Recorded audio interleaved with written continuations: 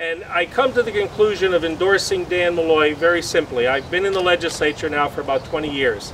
I know that institution exceptionally well. I know the interaction of the governor with the General Assembly, and in order to get things done, you need a leader that's principled, stands on his convictions, but at the same time can negotiate different issues that are going to affect the people of this state. Dan is a leader that has compassion, competency, and the ability to get things done.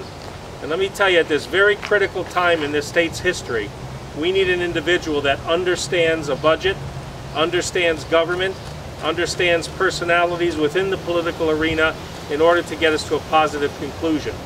I want a leader who's going to be able to look at a budget and know how it's going to affect our grandparents and our parents, how it's going to affect children without health insurance, how it's going to affect children with education before cuts are made.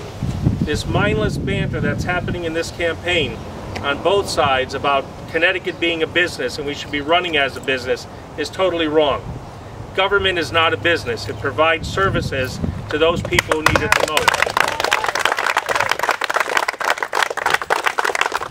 And that's why I want to be assured that the next governor understands that and carefully looks at the budget and how it's going to affect the quality of life for not only those people who can enjoy life because of their wealth, but also for those people who cannot. We have an obligation to those people. I believe Dan Malloy is the person for that.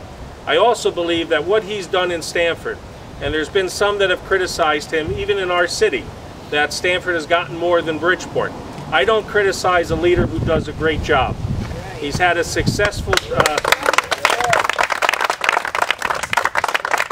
successful leader with results. That's why Stamford is the great city it is today.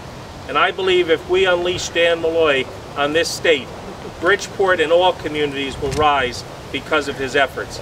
So without further ado, I wholeheartedly, and I have to tell you, I've endorsed a lot of candidates in my political life. This one I feel very comfortable, I feel great about, I feel it's the right decision.